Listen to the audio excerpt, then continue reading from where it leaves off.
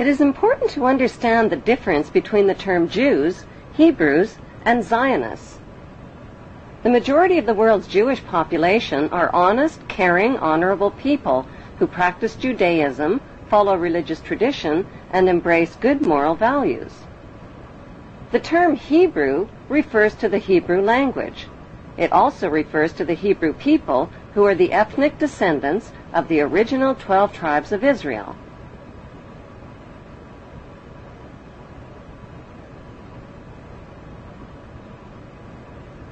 The term Zionist refers to political extremists. Zionists believe that the Hebrews are God's chosen race of people and that the Hebrews have a right to the land of the Muslim Palestinians. Why? Because according to the Bible, God said so. These Zionist extremists represent only a small minority of Jews and Hebrews. Christians who support Israel's theft of Palestinian land are called Christian Zionist extremists. Their goal is to help fulfill the prophecies of the Bible story. Countless millions of Americans are reading a series of novels called Left Behind. They're topping bestseller lists all over the country, and they're being made into movies. They chronicle apocalyptic times. The setting is the 21st century, complete with warplanes and TV correspondence. This is Buck Williams reporting live from Israel. I am standing in the middle of an all-out attack. But the plot is ripped from the pages of the Bible, so it all winds up here in Israel, where according to the book of Revelations, the final battle in the history of the future will be fought on this ancient battleground in northern Israel called Armageddon.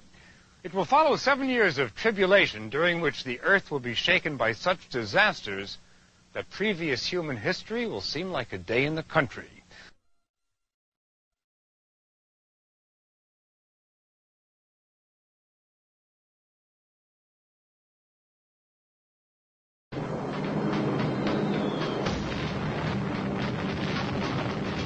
I made the only decision I ever knew how to make. I did what I thought was right. 50 years ago, the United States dropped the atomic bomb on Japan. To this day, Americans know very little about how that decision was reached. The idea that the United States committed these and other horrific crimes against humanity and participated in the 9/11 incineration of thousands of its own citizens is too frightening a thought for many to consider. But even more frightening are the consequences of denial.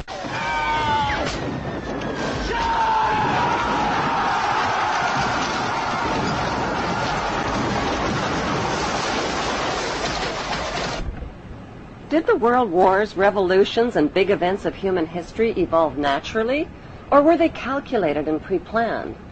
If they were pre-planned, who planned them, and what are they planning for the future of humanity? The answer to this puzzling question can be found within the boundaries of 3 of the world's most powerful cities. Those 3 cities belong to no nation and pay no taxes. They are Washington's District of Columbia, which is not part of the city of Washington or of the United States, the inner city of London, which is not part of London or England, and Vatican City, which is not part of Rome or Italy. These cities, called city-states, have their own independent flag, their own separate laws, and their own separate identity.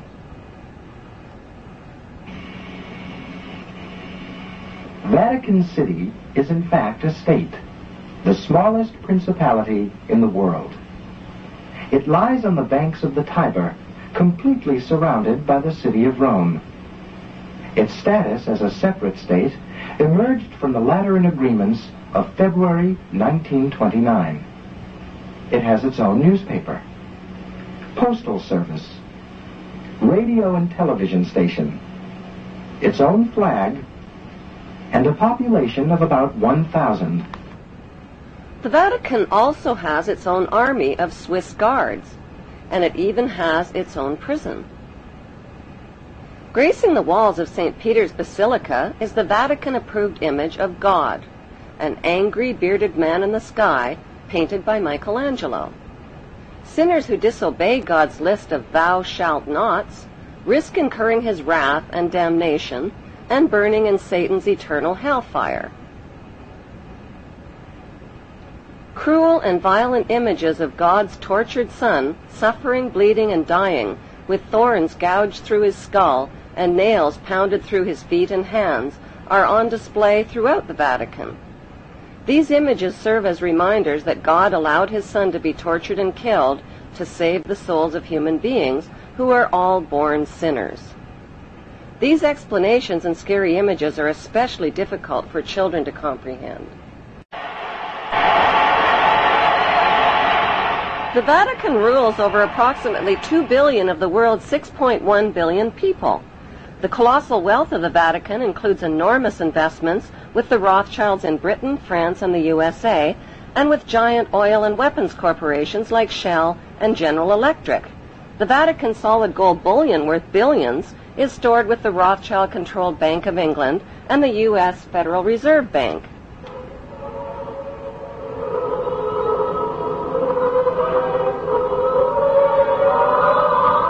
The Catholic Church is the biggest financial power, wealth accumulator, and property owner in existence, possessing more material wealth than any bank, corporation, giant trust, or government anywhere on the globe. The Pope, who is the visible ruler of this colossal global wealth, is one of the richest men on earth. While 2/3 of the world earns less than $2 a day, and 1/5 of the world is underfed or starving to death, the Vatican hoards the world's wealth, profits from it on the stock market, and at the same time preaches about giving. How did the Pope and Vatican accumulate all that wealth over the millennium? One method was to put a price tag on sin. Many bishops and popes actively marketed guilt, sin, and fear for profit by selling indulgences. Worshippers were encouraged to prepay for sins they hadn't yet committed and get pardoned ahead of time. Those who didn't pay up risked eternal damnation in Satan's oven. Pope Leo X rebuilt St. Peter's Basilica, selling tickets out of hell and tickets to heaven. During the Dark Ages, the Catholic Church not only hoarded the wealth they collected from the poor, but hoarded knowledge. They kept the masses ignorant and in the dark by denying them a basic education.